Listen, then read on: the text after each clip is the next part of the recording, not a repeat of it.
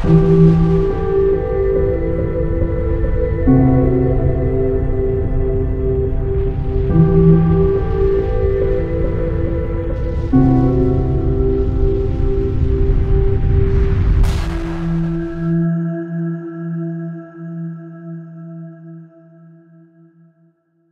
les amis, bienvenue sur Face à Face, cette toute petite chaîne qui peu à peu commence à attirer des personnes exceptionnelles. En effet, Face à Face, je l'ai bien sûr créé, mais elle ne serait rien sans vous. Et surtout ne serait rien sans les invités exceptionnels qui y passent, qui pour l'énorme majorité d'entre eux ont réalisé leur première vidéo sur cette chaîne. Avec eux, on essaye dans la mesure du possible de produire une chaîne très sérieuse, en étant conscient que l'on aborde des sujets assez extraordinaires. Mais ce n'est pas parce qu'ils sont extraordinaires que l'on ne peut pas les traiter de façon sérieuse. Petit à petit se construit un réseau dense de personnes qui prennent le courage de venir témoigner sur Face à Face. C'est le cas d'une personne qui a voulu, à travers l'excellent Gérard Desforges, qui anime une chronique sur cette chaîne, venir témoigner sur la fantastique affaire Boussegui. Gérard a alors traité le sujet et réalisé une vidéo assez exceptionnelle que vous allez voir. Mais toujours prudent sur le niveau de connaissance de mes abonnés, j'ai réalisé un rapide sondage dans la rubrique communauté de ma chaîne il y a 4 jours. Et hélas, seuls 25% d'entre vous connaissent cette histoire. Ce qui m'oblige, avant de vous montrer la réalisation de Gérard Desforges, à un petit résumé rapide. En 2015, je faisais découvrir dans mes groupes Facebook l'affaire du mont Boussegui en Roumanie. En octobre 2016, mon ami Antoine me demanda de faire une chronique spéciale sur Miasme TV sur cette affaire le jour de la sortie du premier livre en langue française relatant cette découverte. Je connaissais cette histoire avant qu'elle ne soit publiée en français. Je vous mets dans le descriptif de l'émission le lien vers cette présentation. Il s'agit d'une découverte d'une base souterraine avec de la technologie inconnue, même si l'éditeur, et non l'auteur, éditeur français, écrit en titre du livre le mot extraterrestre. Technologie découverte dans une cavité souterraine d'une montagne roumaine, le Boussegui, loin de toute grande ville. On y a aussi trouvé des machines temporelles, où ceux qui y sont allés ont pu voir toute l'histoire de notre humanité retranscrite, ainsi que toute l'histoire de la fabrication de notre ADN. Et là, on arrive aux mêmes conclusions de Jean Semdi, Mauro Biglino, et surtout l'énorme Pietro Buffa. On y trouve aussi, dans cette cavité, des tunnels menant à l'intérieur de la Terre, et d'autres directement en Égypte et au Tibet. Le livre original est écrit sous un pseudonyme, celui de Radu Sinamar. Et dans le livre, certains noms ont été modifiés, mais pas tous. Il est certain que ce livre est énorme et peut effectivement être pris pour un roman fantastique, car son contenu comprend tout ce que l'on entend sur des sites très spécialisés. La Terre creuse, par exemple. À ce sujet, je voudrais préciser que de plus en plus de chaînes platistes s'octroient les fantastiques découvertes de l'amiral Byrd, dont vous êtes nombreux à me demander une émission. Alors, je tiens à préciser ici que l'amiral Byrd a découvert en Antarctique, non pas, comme l'affirment les platistes, d'autres continents, mais bel et bien une cavité dans laquelle, avec ses troupes, il s'est enfoncé à la rencontre d'un écosystème totalement exogène à l'Antarctique glacée.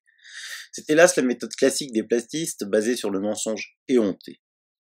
Mais revenons à ce livre paru en France en octobre 2016.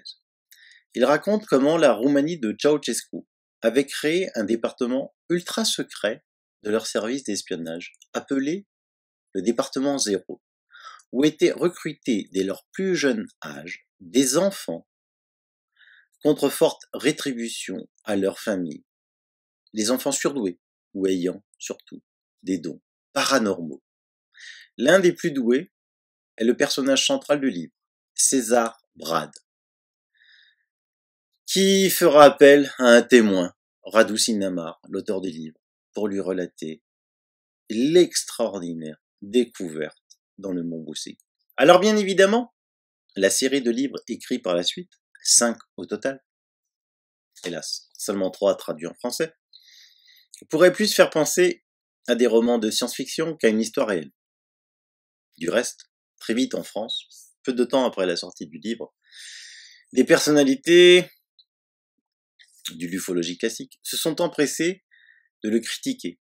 Ainsi, par exemple, le 13 novembre 2016, toujours sur Miasme TV, Pascal Fechner, aujourd'hui directeur général du MUFON France, nous disait que c'était trop énorme pour être sérieux, qu'il y avait trop de clichés, comme par exemple les méchants francs-maçons, et que ce livre serait débunké en 2 secondes et demie.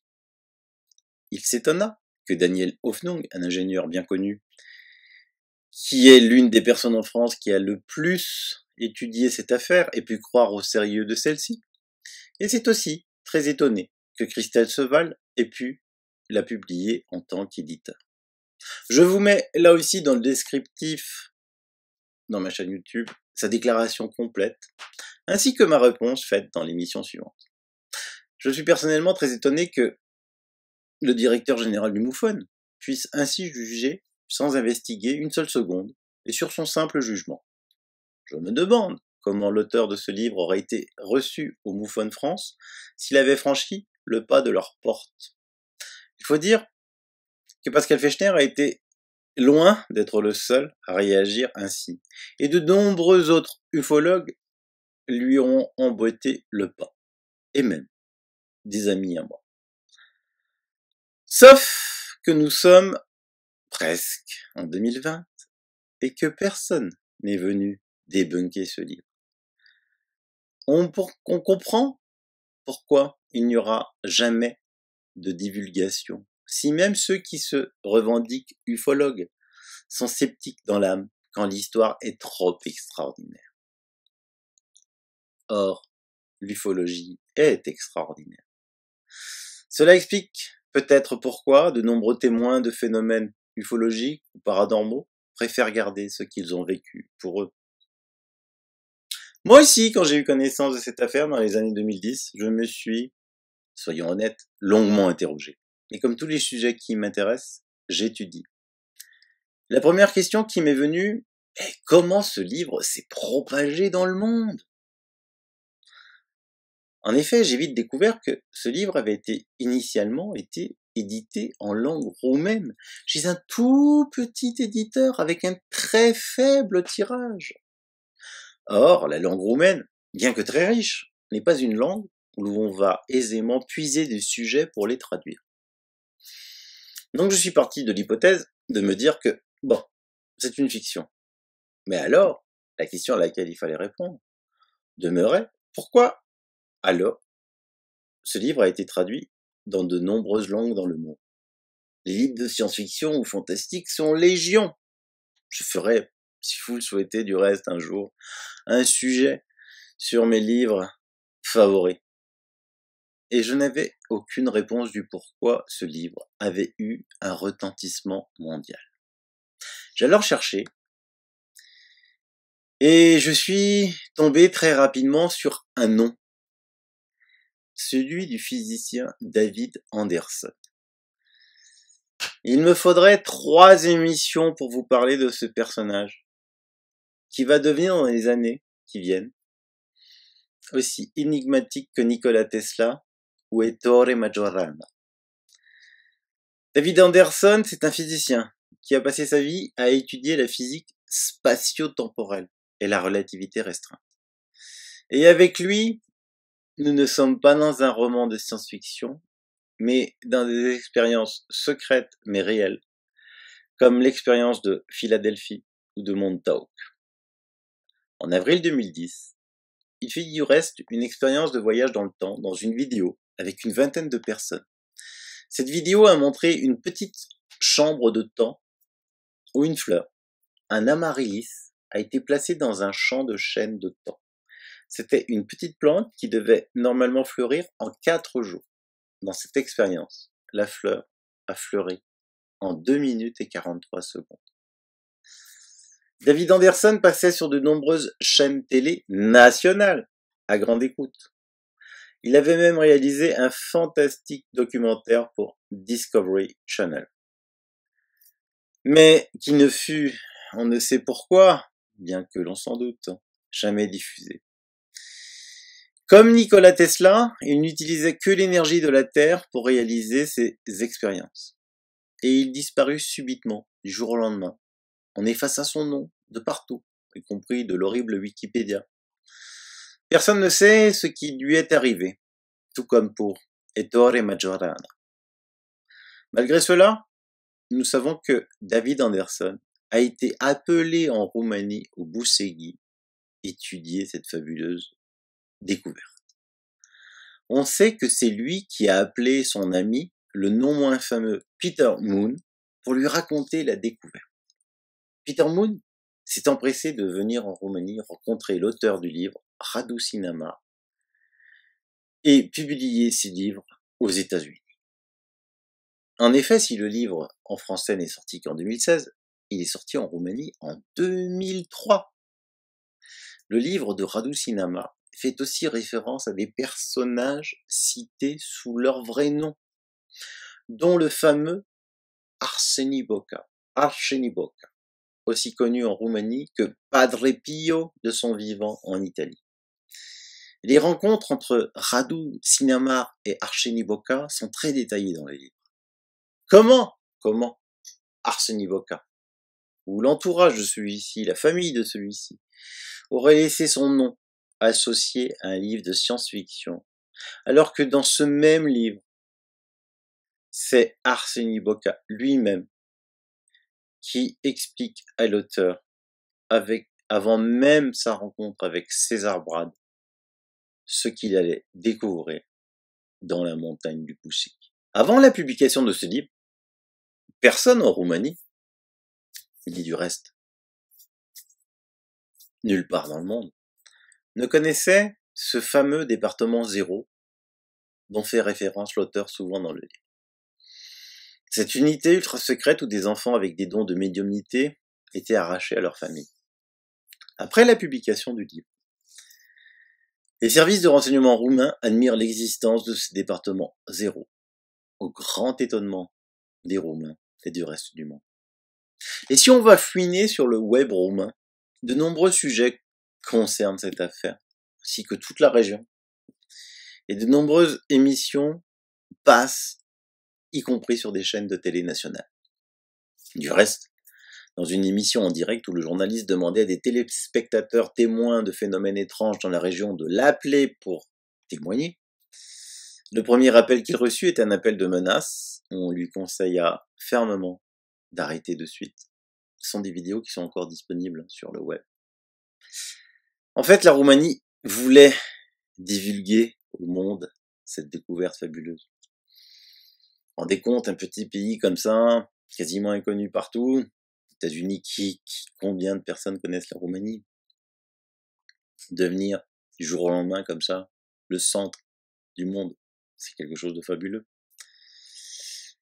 Hélas, la pression des USA, du Vatican, des loges maçonniques, très puissantes, dont la fameuse loge P2 italienne, ont fait pression. La Roumanie, en guise d'avertissement, a reçu un blackout total que vous pouvez retrouver dans les annales de ses finances pendant 24 heures, la mettant à genoux. Si demain on bloque les finances de la France pendant 24 heures, on la met à genoux. Faut le savoir, ça. Mais la carotte arriva de suite. Une entrée immédiate dans l'OTAN. Alors que rien n'avait jamais été envisagé à ce sujet auparavant. Et pire que cela, la Roumanie non seulement entrait dans l'OTAN, mais prenait, par l'entremise d'Arsia Douza, un communiste pur et dur, le commandement de la division sud-est de l'OTAN. Comment comprendre une seconde que les États-Unis, pour qui chaque communiste est un ennemi en puissance, puissent proposer cela? La Roumanie a dû accepter, mais sa volonté de divulguer l'affaire a persisté. Alors, peut-être que tout ce qui est raconté dans les 5 livres édités par Radu Cinema, il y a des contre-vérités, des fables, pour justement essayer de présenter l'ensemble de non crédibles, ce qui semble du reste être le cas. Mais il y a énormément de vérité dans ces livres. Et c'est là qu'un de mes abonnés a voulu échanger avec mon ami Gérard Desforges pour témoigner. C'est un ancien militaire. Gérard l'a rencontré. Il va vous le présenter et nous ferons une émission tous les 3 ensemble où vous pourrez poser toutes vos questions. Cette affaire est énorme. Il est normal que les groupes secrets qui dirigent le monde souhaitent à tout prix cacher cette affaire par tous les moyens. Pour la petite histoire, on a aussi retrouvé en même temps qu'au Boussegui une vaste cavité souterraine en Irak. Il a alors été décidé que l'Irak possédait des armes de destruction massive et l'Amérique l'envahit. On sait maintenant que tout le monde était parfaitement au courant qu'il n'y avait aucune arme de destruction massive en Irak. Mais les troupes américaines se sont vite dirigées à des endroits bien précis en Irak. J'ai souvent discuté, depuis une dizaine d'années, avec des Roumains sur cette affaire Boussegui. Il y a encore tout récemment, il y a 3 semaines, avec un technicien télécom. Boussegui se dit Bucej en roumain. Il connaissait bien sûr. Il m'a raconté qu'il se passait des choses étranges là-bas, que l'endroit est interdit et que de nombreuses émissions télé et sur le net y sont consacrées. Et croyez-moi, avant de le rencontrer, il ne me connaissait pas et ne savait pas que j'animais une chaîne. On parlait juste business. J'en ai juste profité comme ça de lui demander ce qu'il pensait, ce qu'il savait du mont Bucej. Et il m'a répondu cela tout à fait naturellement. Dans la vidéo que vous allez voir, faites jouer votre bon sens. Essayez de vous demander comment un chalet perdu en montagne peut devenir en quelques jours un centre énorme fermé au public investi par l'armée. Demandez à votre bon sens comment une réunion des ministres de la défense de l'OTAN, qui d'habitude se déplacent avec une cohorte d'assistants, traducteurs, conseillers, etc., et qui logent dans des hôtels ou des chalets 4 étoiles, sont allés se réunir en pleine montagne, loin de tout confort. Je suis sûr que votre bon sens vous donnera les bonnes réponses. Je vous laisse avec Gérard. J'ai déjà hâte de faire cette émission à 3. Et pour ceux qui veulent s'intéresser encore plus à cette histoire, je vous rajoute dans les liens l'excellente conférence tenue à OVNI Paris par Daniel Hoffnung. À bientôt. Bye bye. Bibis. Bonjour. Je ne pensais pas pouvoir vous présenter si rapidement une nouveauté dans le domaine des vidéos que j'ai eu le privilège de composer à partir de mes investigations. Or, une personne tout à fait imprévue a proposé de me rencontrer, qui m'a proprement chamboulé, complètement. Cette personne est très importante, à plus d'un titre, comme vous le verrez.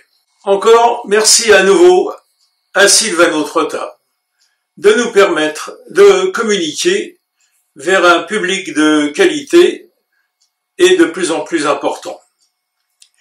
La personne dont il s'agit, je la place dans la catégorie des gens très courageux sur notre planète et grâce auxquels des vérités souvent inaccessibles initialement au grand public sont dévoilées au compte de l'information véritable des peuples et de la démocratie.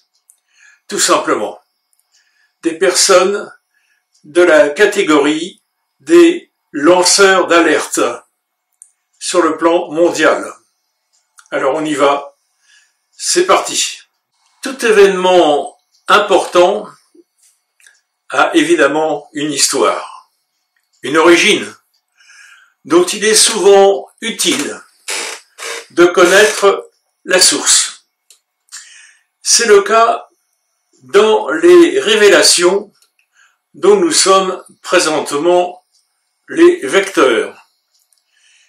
Il s'agit d'une montagne, sujet simple et banal en apparence. Mais un certain nombre d'informations concernant cette montagne n'ont assurément aucun aspect lié à une quelconque banalité. Nous verrons au fur et à mesure les indices, et plus encore, qui attestent de la justification à présenter les éléments de cette histoire, maintenant à notre connaissance.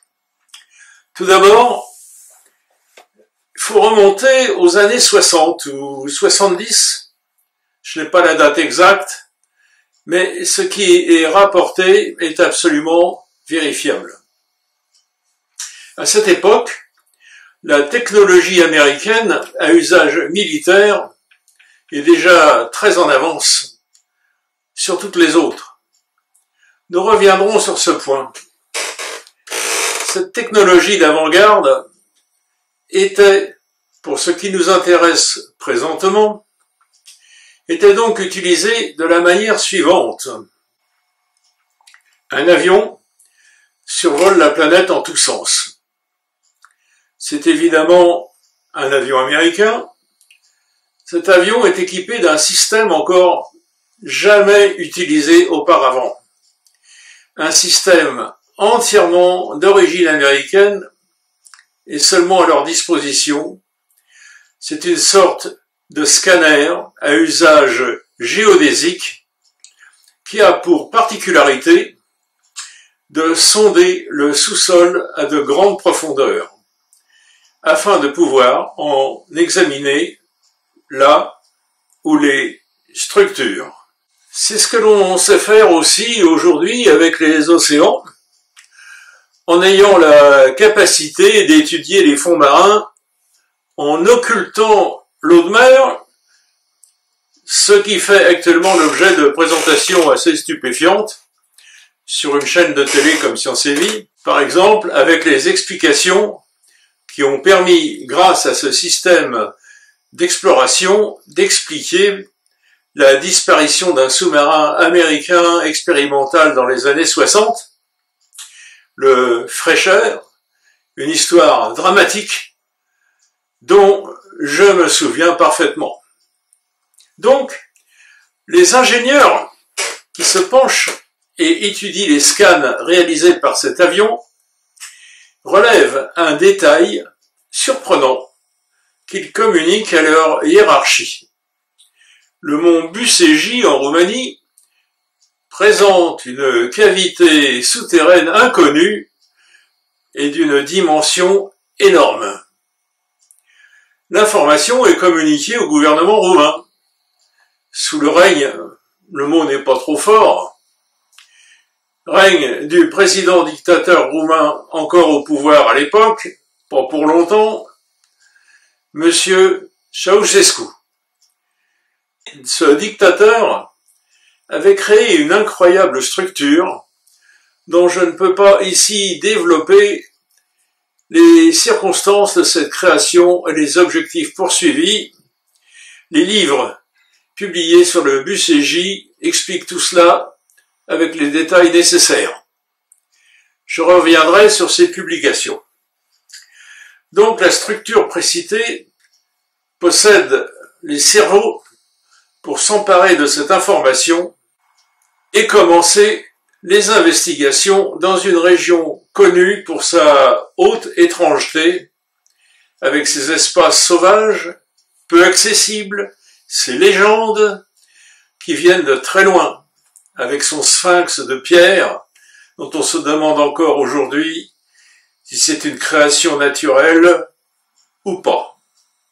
Et c'est à ce moment qu'un personnage de cette structure apparaît, structure ayant pour nom le département 0. Ce personnage ayant des dons tout à fait exceptionnels. Et il va progressivement être, par ses capacités hors normes, en mesure de faire progresser les connaissances concernant cette structure. Dans les livres, où il occupe évidemment une place essentielle, il a pour nom César Brad. Or, il existe un homme très fort aujourd'hui, au sommet de l'État roumain, dont le nom est César Preda. Nous reviendrons aussi sur cette nouvelle étrangeté. Nous allons faire connaissance avec quelques épisodes vécus par un contact qui s'est donc présenté à moi il y a quelques jours. Il aura l'occasion de vous parler en direct dans une prochaine émission, mais ne brûlons pas les étapes. Sylvano Trotta vous informera sur l'émission en direct qui aura lieu avec cet important personnage. Une émission où il y aura la possibilité de questions et de réponses de votre part. Nous allons donc en premier lieu déclencher des informations rafraîchies sur ces découvertes du BCJ, donc grâce à une rencontre improbable qui m'est échue, alors que je ne m'attendais absolument pas à une telle orientation de mes conférences. Je suis content de vous retrouver, cher public fidèle à cette chaîne de Sylvano Trotta. Et je vais vous expliquer pourquoi j'ai accepté la proposition qui m'a donc été faite par un nouveau contact qui a suivi mes présentations vidéo avec une mention qui l'a interpellé sur le problème posé par cette montagne sacrée en Roumanie, le BCJ, et qui a pensé que ma présence à ses côtés sera un appui pour servir la crédibilité des propos extraordinaires qu'il va nous délivrer. J'ai accepté pour deux raisons. La première est que l'initiative de ce témoignage, conformément à mon éthique habituelle, cela m'a été proposé, cela ne vient pas de moi.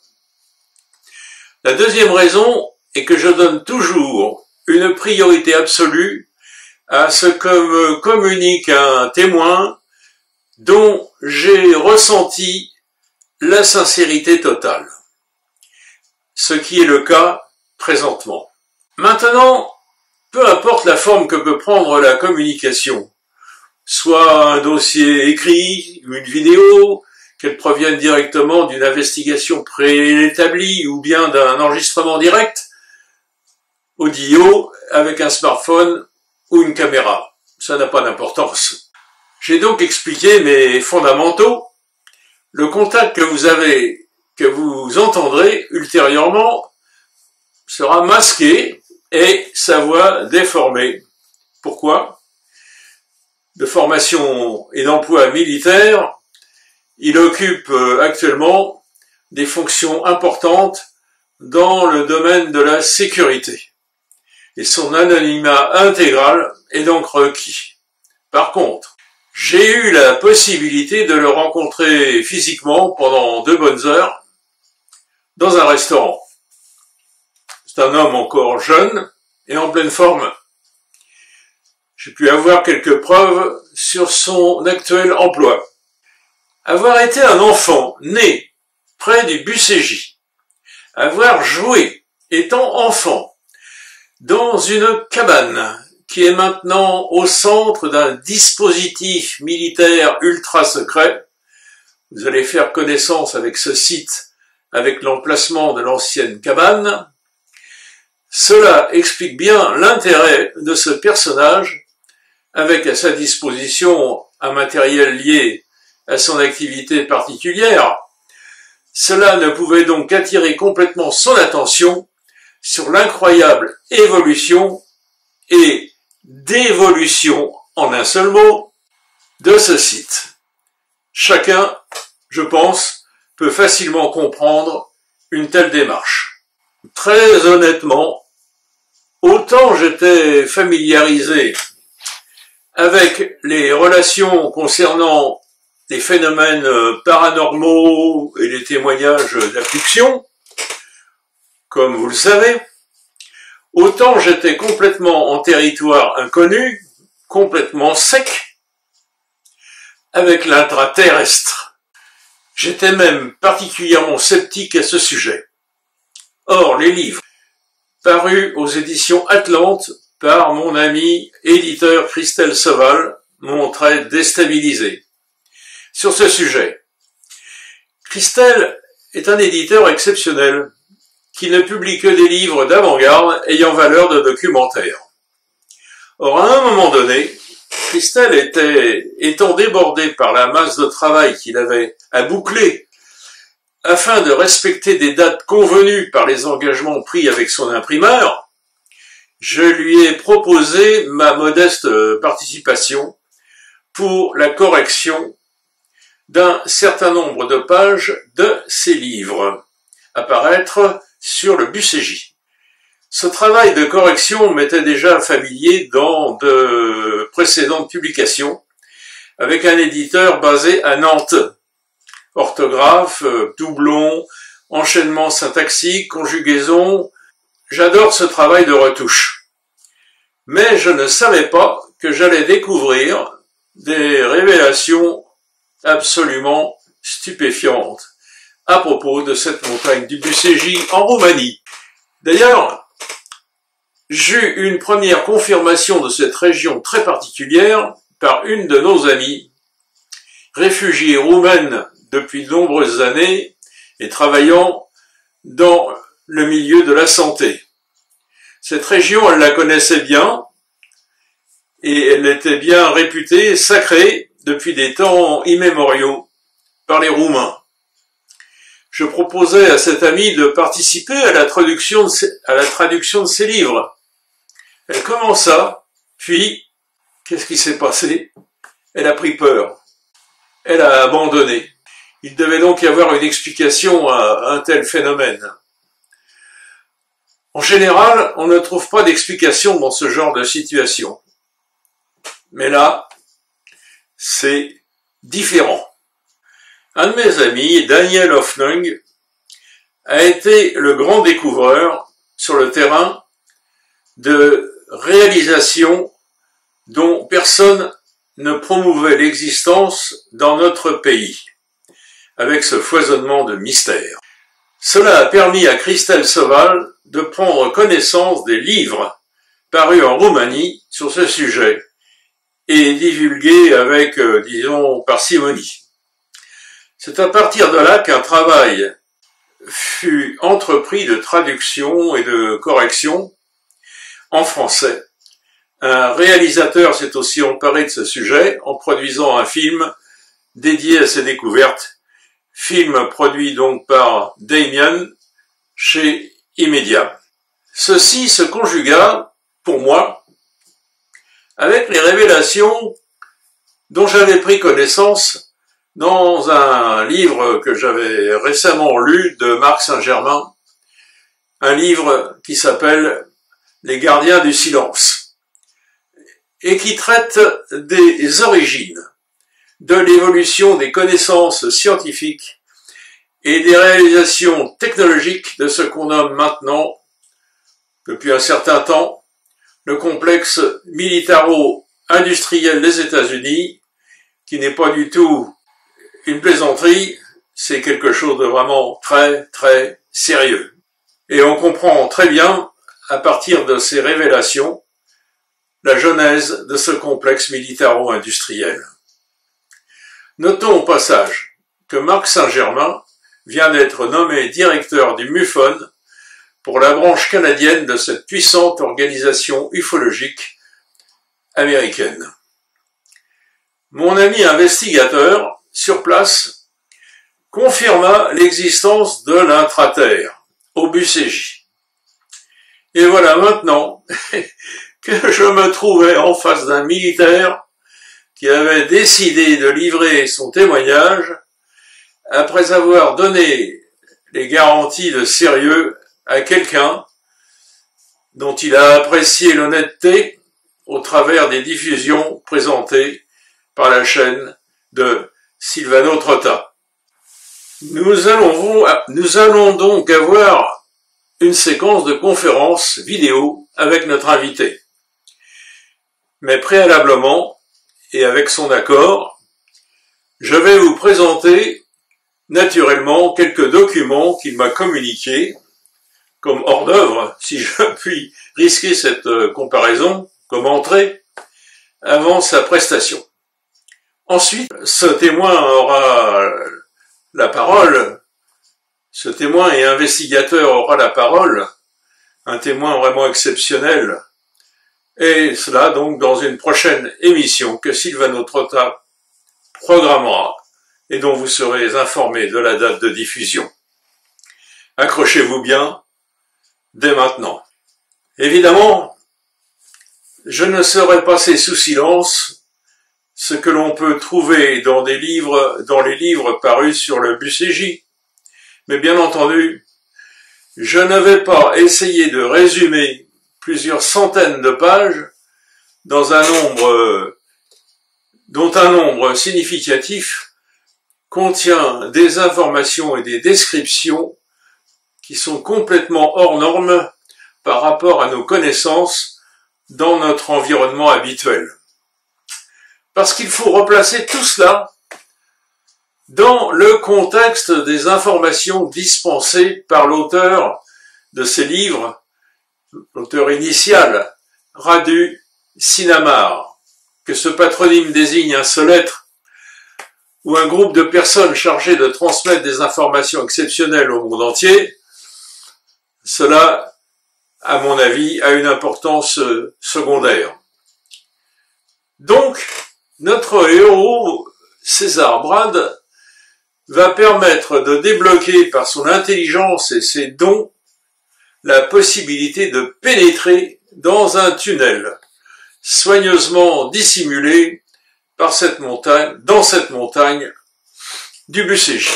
Le principal obstacle auquel avaient été déjà confrontés, semble-t-il, les nazis pendant la dernière guerre mondiale, c'était une barrière d'énergie d'origine inconnue.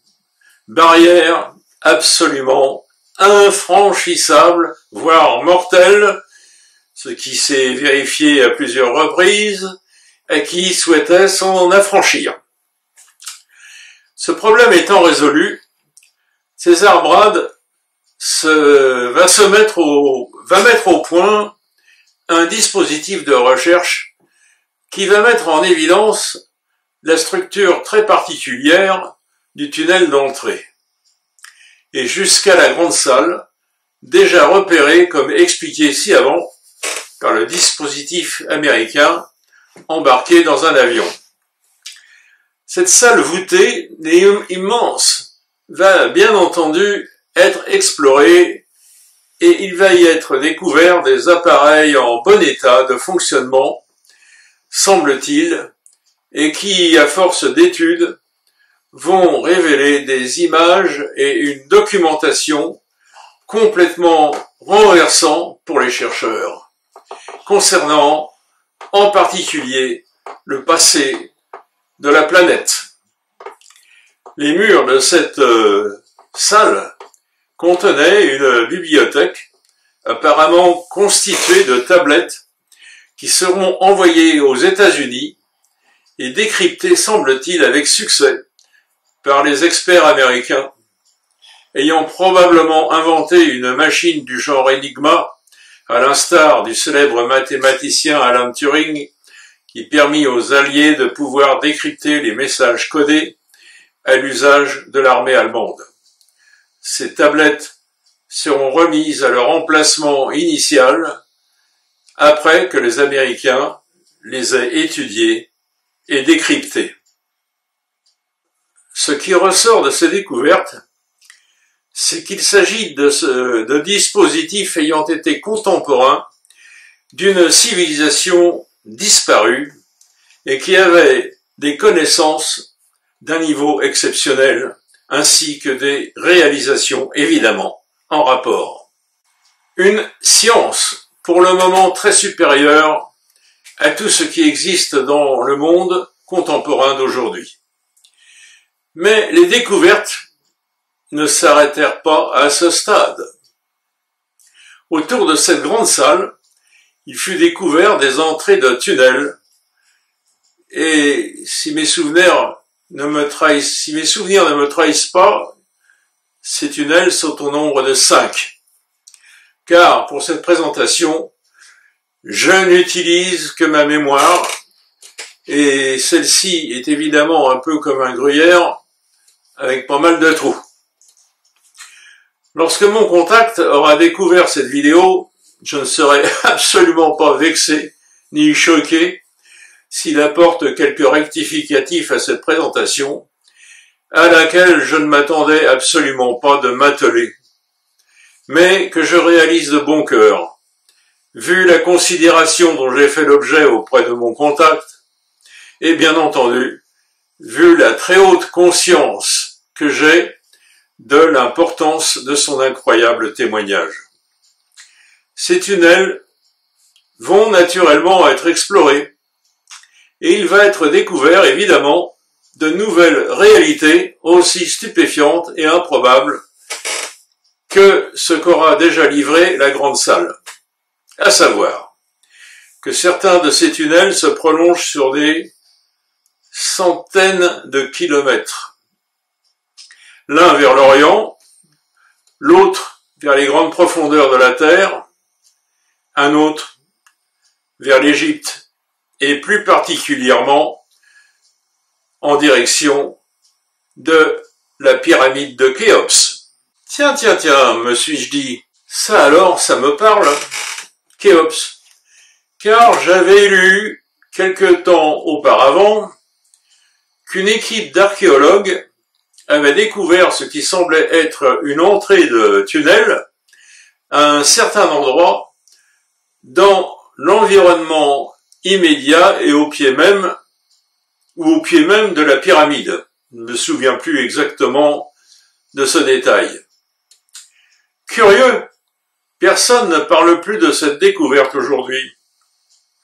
Cependant, les recherches actuelles portent justement sur ce que pourrait cacher la grande pyramide à l'intérieur de ces murs.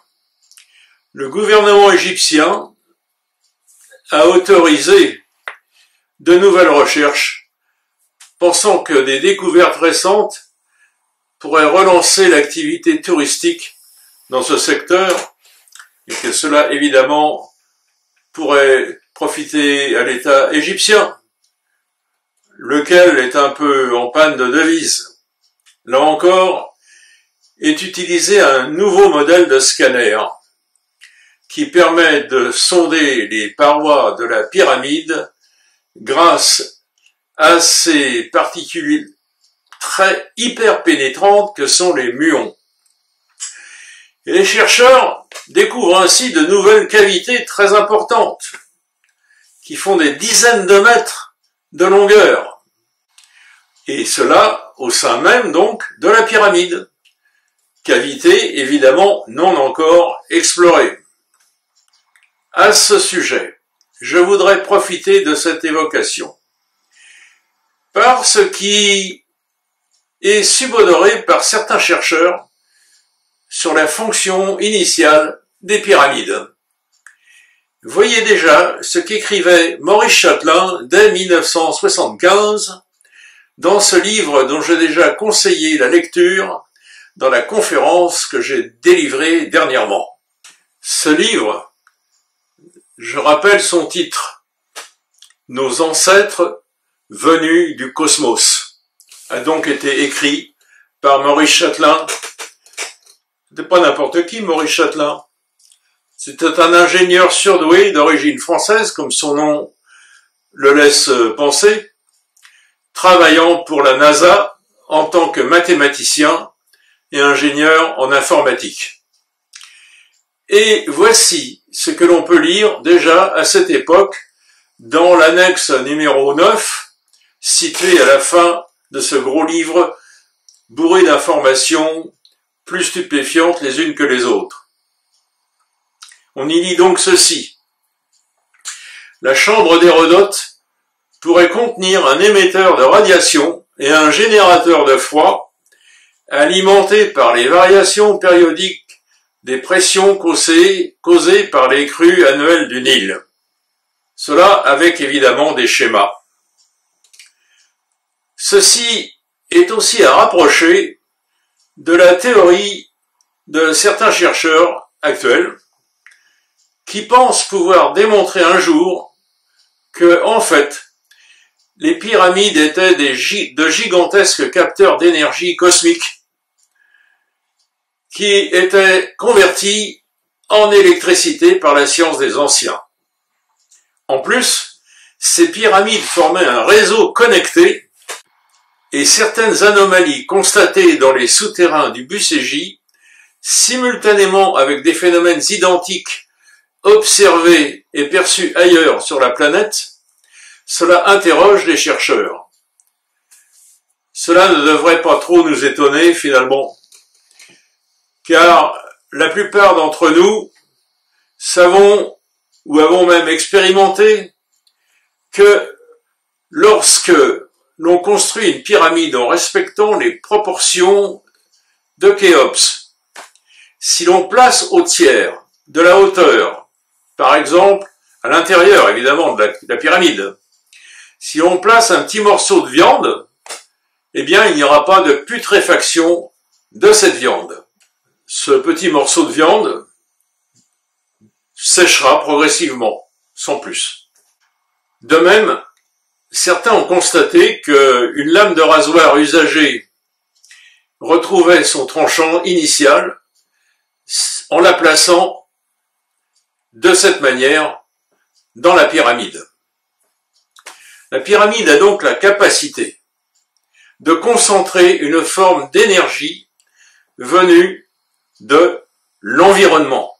Cela rejoint aussi ce qu'avait probablement découvert Nikola Tesla, l'énergie libre, l'énergie du vide, et que certains scientifiques maîtrisent aujourd'hui, mais sans pouvoir diffuser ces découvertes, sous peine de menaces précises, provenant assurément des lobbies industriels qui produisent de l'énergie pour faire de l'argent, et non pas pour objectif premier de satisfaire les besoins de l'humanité.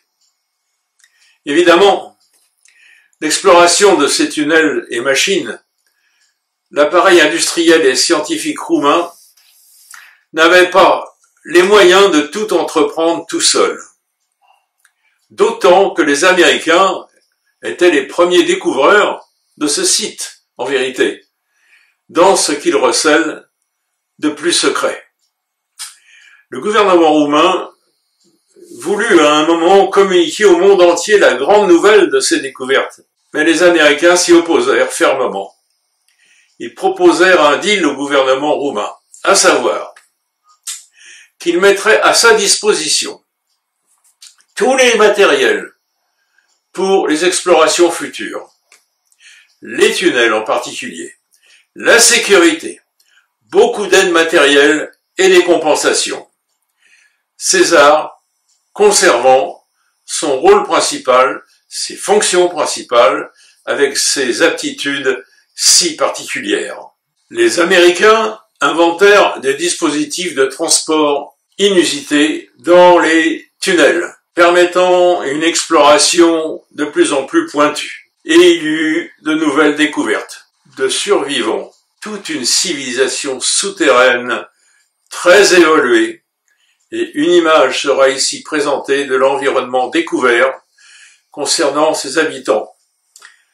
C'est une représentation qui n'est pas une photo, parce que ces témoignages avec nos appareils sont interdits. Il y a quand même eu, disons, autorisation de certaines formes de représentation.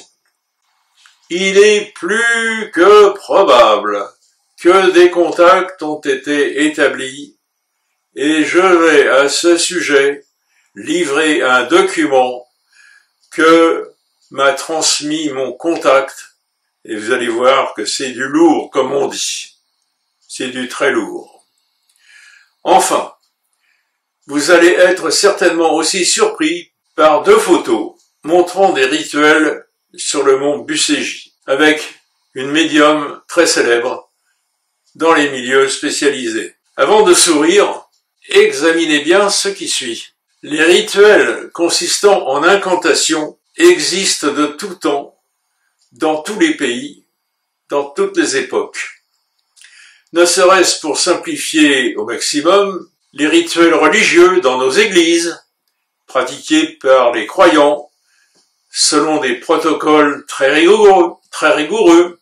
Dans toutes les religions, c'est la même chose. Les tribus découvertes en Afrique et en Amazonie ont aussi leurs rituels, et cela va très loin. Des rituels pour guérir, jeter des sorts, et bien d'autres choses. Aujourd'hui même, les barreurs de feu, les hypnotiseurs, et bien d'autres personnes, jusqu'à notre personnel politique, sont capables de diriger notre cerveau vers des rivages qui imprègnent notre pensée et nos savoirs. Le Bucégy, c'est une histoire qui n'est pas finie, loin de là.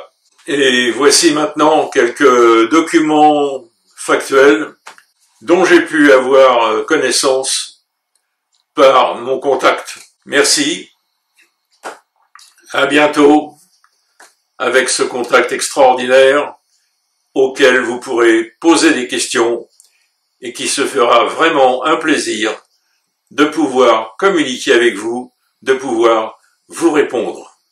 À bientôt. Ces annexes sont construites à partir des documents fournis par mon contact. Voilà cette petite cabane, cette vieille cabane refuge, perdue dans la montagne, dans laquelle jouait le petit garçon qui est devenu grand et qui m'a contacté. Vous pensez si cette cabane avait de l'importance dans la vie isolée de cet enfant et combien cela a pu piquer sa curiosité lorsqu'il a vu ce monstre surgir dans cette montagne avec en son cœur cette fameuse petite cabane qui s'est progressivement transformée en un lieu secret, tout à fait exceptionnel, tout à fait particulier et devenu pour lui complètement impénétrable. La voici aujourd'hui, cette cabane, et mon contact me propose un certain nombre de remarques à propos de cette construction avec des anecdotes que je vous rapporte. Remarquez l'importance des annexes tout autour. Il faut le faire pour pouvoir construire tout ça tout en haut de cette montagne sauvage. Ne pas oublier que cette base sportive est une couverture. Il y a des centaines de chambres et plein de diverses installations sur place. Parfois, il y a de vrais sportifs qui passent une nuit ou deux là-bas. Ils les logent sans problème à condition qu'ils ne quittent pas le périmètre autorisé. Si des curieux ne respectent pas ça, il peut leur arriver un malheur. Je vous traduis: meurtre mystérieux d'un nageur. Il serait tombé du 3e étage de la cabane de la pierre brûlée. Des disparitions étranges aussi à proximité, des accidents mortels, des attaques de loups ou d'ours. Bref, il y a beaucoup de choses étranges qui s'y passent. Cet endroit, je l'ai surveillé longtemps et de très loin avec des jumelles. J'ai tenté de rejoindre les annexes en m'avançant pas à pas, avec un maximum de précautions, me confie mon contact. Et pourtant, ils m'ont cramé, caché derrière les bosquets au fond du chemin que je suivais en parallèle. Une jeep s'est arrêtée à mon niveau, Et 3 gars de type militaire m'ont interpellé. « Mec, tu es fou, il y a plein d'ours par ici. Allez, ne reste pas là, monte avec nous dans la voiture. On est des employés de la cabane. » Et ils m'y ont emmené. Sur place, pas un seul sportif à l'extérieur. Il y avait 3 coureurs qui faisaient semblant de faire un petit footing. Mais voyez-vous, ils n'avaient même pas les chaussures et l'équipement adéquat des sportifs. Ils avaient des chaussures Solomon pour la marche, pas du tout pour courir. Ils avaient des joggings doublés contre le froid, au lieu d'être en short. J'ai vite compris. J'ai fait semblant d'être reconnaissant. Merci les gars, vous m'avez sauvé des possibles ours féroces. Et je demandais de partir seul vers la vallée de l'Aubarcia. Sur le chemin, j'ai changé de trajet et je me suis dirigé vers le Sphinx, le fameux Sphinx du Bucégy, après 4 heures de marche sous tension. Rien n'est inventé, tout m'est bien arrivé. J'avais le sentiment d'être épié, suivi de loin, pas à pas.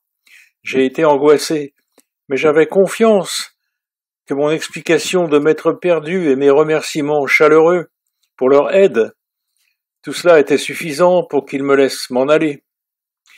Il y a d'autres moments de haute tension gravés dans ma mémoire, un jeu stupide, où je me suis retrouvé vraiment comme seul au monde, en pleine nuit, noire, sans une étoile, perdu sur un chemin, au bord d'un précipice. J'avais quitté l'étrange station météorologique dont je vous ai parlé. J'ai décidé de m'enfuir en pleine nuit, non pas par peur, parce qu'ils m'avaient placé un des leurs, jouant le rôle du perdu comme moi. Cette nuit-là fut la plus longue, car j'avançais dans l'obscurité la plus totale, sans lampe torche, sans aucune source de lumière, pratiquement à 4 pattes, pendant des kilomètres, au bord du précipice. Surtout que j'étais attendu par la médium Melchior Ra pour une cérémonie nocturne au pied du Sphinx, une cérémonie d'invocation des esprits des ancêtres, une sorte de chamanisme qui ouvrait une communication avec le monde subtil de l'astral. En même temps, cette cérémonie était l'occasion pour moi d'assister à d'autres apparitions étonnantes après avoir vu de jour la pyramide translucide et les sphères. Et vous savez quoi? Vers 1 heure dans la nuit, j'arrive vers la cabane Babel, où le groupe des paranormaux conduit par Melchior Ra m'attendait, épuisé par le trajet extrêmement dangereux que j'ai fait pendant des heures. En m'approchant de la cabane, j'entends quelqu'un hurler. « Il est là, je le vois, il arrive. Allez, mec, cours vite, il y a plein d'ours dans les environs cette nuit. » Et je découvre que les employés de la station météo étaient sur place. « Qu'est-ce que t'as fait? Pourquoi t'es parti? Tu nous as inquiétés en partant, comme ça, comme un voleur. Viens, on t'emmène à la station d'où tu es parti. Il n'y a pas de place cette nuit dans cette cabane. » Et j'ai demandé au réceptionniste qui m'a confirmé. Va avec eux. On n'a aucune place de libre. Et j'ai dû m'y plier et repartir avec eux. Pratiquement cette nuit-là, j'ai été leur prisonnier, incapable de bouger librement, obligé de dormir le reste de la nuit avec cet agent déguisé en passionné de la nature, perdu comme toi dans la montagne, qui n'arrêtait pas de me poser plein de questions. Qui j'étais, d'où je venais, où j'allais, comment je m'étais perdu, où j'habitais, etc. Un interrogatoire masqué, quoi. Il y a, sans aucun doute, quelque chose d'ultra secret qui se passe dans le Bucégy. La zone est entièrement militarisée. Des phénomènes étranges s'y passent bel et bien.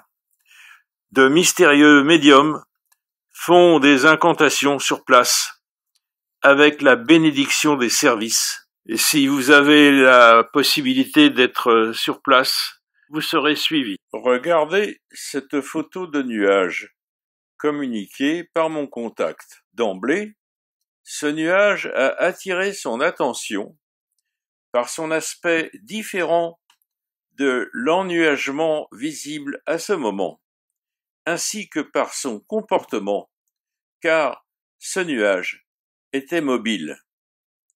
C'est pour cela que mon contact a eu le réflexe de le photographier. En effet, ce nuage a rapidement perdu de l'altitude pour s'abattre sur les montagnes et un vent très puissant s'élevait tout à coup. Et moi, qui rapporte et présente ces documents, celui-ci m'a rappelé le thème de cette récente série télévisée qui présentait une situation semblable et qui avait pour titre « Vague ». Il y a quelques années, un étrange sommet de l'OTAN s'est tenu en Roumanie. Les ministres de la Défense des pays membres de l'Alliance Nord-Atlantique se sont réunis à Bucarest pour un sommet informel. Voyez-vous, ces ministres ont été transférés en haut des Carpates dans une station de ski nommée Poiana Brasov. Si vous faites une simple recherche sur Google, sommet OTAN Roumanie Poiana Brasov, vous allez découvrir que c'est exact.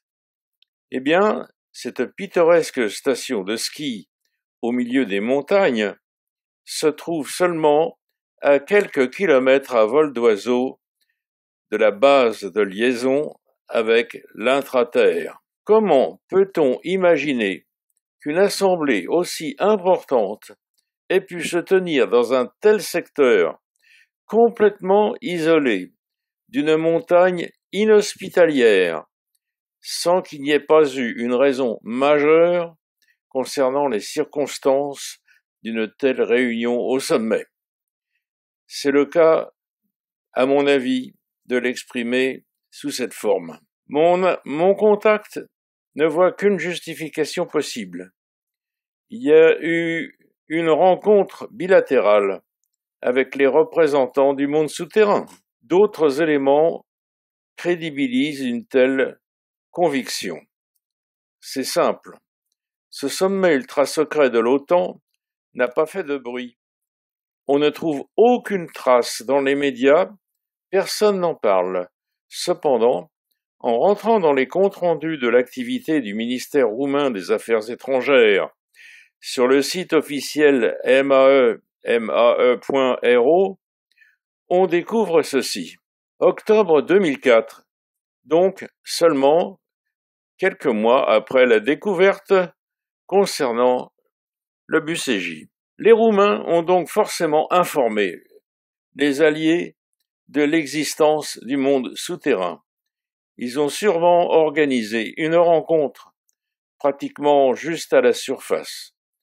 Cela veut dire que ce jour d'octobre 2004, en Roumanie, les deux mondes ont dû se rencontrer officieusement. C'est ma totale conviction. Dixit, mon contact. Voici une preuve photographique de ce sommet étrange à la sortie du monde souterrain. Observez la date, octobre 2004. L'endroit, Poiana Brasov. Là, s'est prise certainement une décision extrêmement importante concernant la coordination du dialogue intraterre-surface. Les autorités planétaires n'auraient pas organisé un tel déploiement de responsables mondiaux pour simplement discuter des affaires du monde, dans ce lieu complètement perdu, isolé et sans aucune forme de médiatisation extérieure. Ce serait digne d'un conte de Noël. Mais sommes-nous des enfants pour croire encore au Père Noël avec de telles informations? Voici donc une photo des BUCJ. Regardez. l'emplacement de la base de la pierre brûlée et l'endroit exact où les ministres des pays de l'Alliance se sont rencontrés pour une étrange réunion informelle. Les chefs des armées d'une trentaine d'États étaient en octobre 2004 juste à côté du portail vers la surface permettant l'accès aux civilisations intraterrestres, dans un endroit perdu, en Roumanie, tout en haut des montagnes. Une dernière information très importante. En 2010, dans cette zone-là bien précise, il y a eu un terrible accident. Un hélicoptère des forces spéciales israéliennes s'est crashé avec à son bord un commando d'élite. Des officiers expérimentés du Tsahal et des agents du Mossad ont péri après avoir tenté d'approcher une zone interdite d'accès. Cette tragédie est passée inaperçue. Elle a quand même été mentionnée dans les journaux français. Que faisait l'élite de l'armée israélienne à cet endroit? Cela reste un grand mystère, d'autant que Israël n'est pas membre de l'OTAN. Le ministère de la Défense roumain a juste lâché un bref communiqué. Il s'agissait d'un exercice. Ceci est une pièce importante du puzzle Busséji.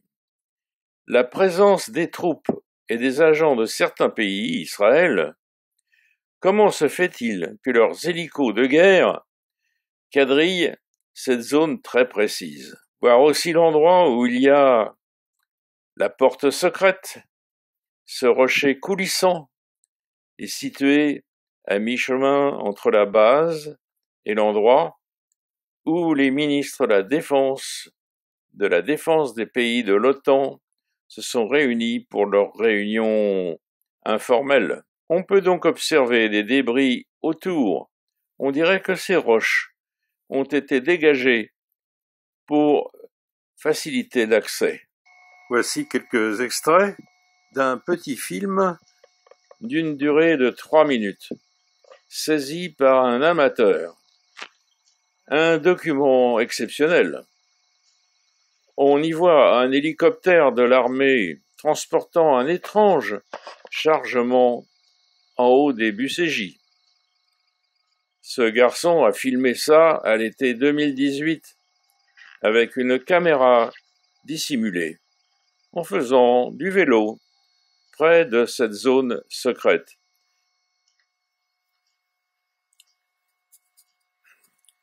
Le département 0 Ah, César Brad, quelle personnalité complexe. César Brad ou César Preda, ou les deux qui ne font un, allez savoir. Le département 0, je vous l'ai déjà un peu présenté dans mon introduction, mais je vais tout de même ajouter quelques précisions, je pense, assez remarquables. D'autant que mon contact s'intéressera probablement dans sa prestation de très près à l'évocation de cet être exceptionnel, donc dans sa prochaine intervention. César Brad, ou Preda, un être porteur de bien des énigmes, car César avait vraiment deux aspects, pour le moins, on va en voir un troisième, dont la juxtaposition semble parfaitement anachronique quand on connaît un peu les rouages et comportements de la classe politique mondiale dans ses plus importantes attributions. La personnalité à double face de César se complique encore. J'ajouterai une troisième face, donc, qui approfondit l'énigme qu'il incarne. En effet, vous trouverez aisément sous ce nom une biographie du personnage, ayant assurément d'énormes responsabilités politiques en Roumanie. Et cela, c'est la vérité. Mais si l'on considère qu'il s'agit bien du même personnage qui incarne le héros décrit dans les livres sur le BCJ, eh bien, cette biographie décrite dans le livre, sa date de naissance, par exemple, son parcours professionnel, tout cela n'a rien à voir avec ce qui est exposé dans Wikipédia. En plus, la réponse qui a été la sienne à la question nettement insistante, parce que c'était pas la première fois qu'il lui posait la question, à la question insistante de mon contact, est-ce que vous êtes vraiment seulement le César Preda que nous connaissons, ou bien est-ce que vous êtes aussi ce personnage, César Brad, le héros des livres parus sur le BCJ? Cette réponse paraît nette et définitive. Je vous la propose, cette réponse, par l'affichage qui suit. Mon ami Daniel Hoffnung semble avoir des arguments très forts pour nous convaincre que ces Césars sont en fait, pour lui, une même personne. Personnellement, si je devais absolument prendre position pour l'une ou l'autre de ces affirmations, je serais plutôt enclin à penser qu'il s'agit de deux personnes différentes. Et pour cela, je formule une hypothèse, à savoir que le nom de César Brad jouit d'une telle aura en Roumanie, je me demande si au plus haut de l'État n'aurait pas été installé, certes, une personnalité d'envergure, mais qui se serait ou qu'on aurait affublé de ce prénom si vénéré pour le rendre lui-même intouchable en quelque sorte. Ceci est à prendre naturellement comme une simple hypothèse. Cependant, si l'on pouvait vérifier que les prénoms et noms enregistrés à l'état civil de cet important politicien roumain, eh bien, sont conformes à ce qui est publié à ce sujet, cela éclaircirait les choses. Voilà l'idée que je me permets de formuler. César Brad avait initialement, de toute façon, une personnalité complexe, vraiment rare dans le paysage des grands dirigeants de ce monde. À savoir, parallèlement à ses très hautes responsabilités au sommet de l'État, il paraît clair, évident, à la lecture des livres sur le BCJ, qu'il communiquait régulièrement les résultats de ses recherches et travaux à Radu Sinamar ou à son équipe, car sans ses confidences, sans ses explications, ces livres n'auraient jamais pu exister. César Brad semblait donc manifester au fond de lui un écœurement avec la conscience qu'il avait du fonctionnement politique de la planète, et à ce sujet, comme pour le reste, il voyait très très clair. Il espérait que les révélations dont il était la source feraient florès dans ses nouvelles publications, à propos desquelles il n'exigerait aucun type de reconnaissance ou de rémunération.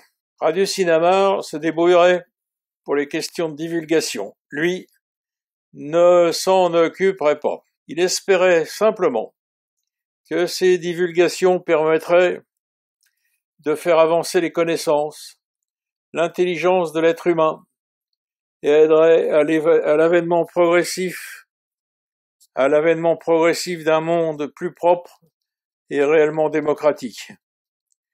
Et il se trouve que le César que nous connaissons comme homme de premier plan, contemporain, en Roumanie, semble avoir des visées humanistes et écologiques sincères. Allez donc savoir avec tout cela où se loge la vérité. Maintenant, une dernière précision de ma part sur la manière dont étaient recrutés les êtres dans le département 0. Chaque médecin roumain devait absolument remplir une fiche lorsqu'il pensait avoir détecté un enfant au QI hors norme. Si cela était avéré, après signalement, il recevait probablement une récompense.